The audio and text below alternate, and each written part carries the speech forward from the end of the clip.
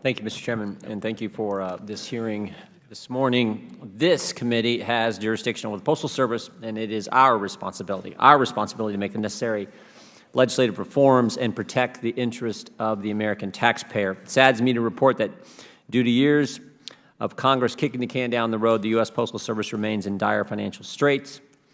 The United States Postal Service has been on the GAO high-risk list for over a decade. For the past 11 years, it has been losing money at a rapid clip.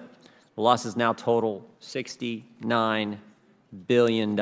What's worse is that the United States Postal Service unfunded liabilities equate to $139 billion, almost double its annual revenue.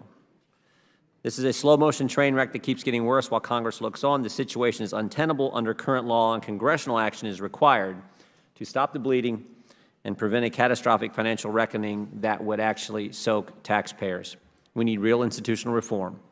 Can't afford to keep moving money from one financially failing program into another. Some reforms are quite obvious. We must require the Postal Board of Governors to have fiduciary duties to a newly defined stakeholder, the American taxpayer.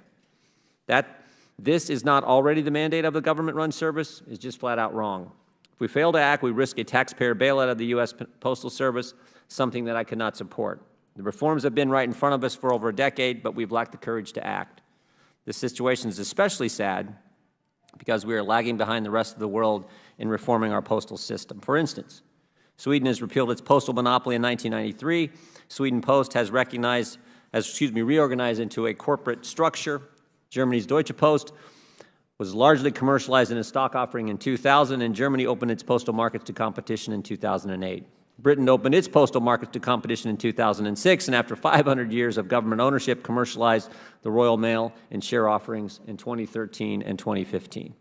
In New Zealand, the government forced the Postal Service to cut costs and put it into a corporate form. The country repealed its monopoly in the 1990s.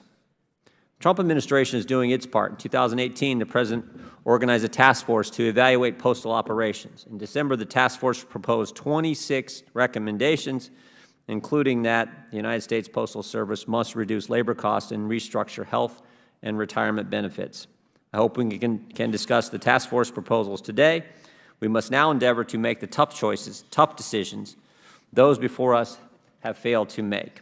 I hope today can be the beginning of living up to the expectations of those who sent us to Washington to deal with the tough problems.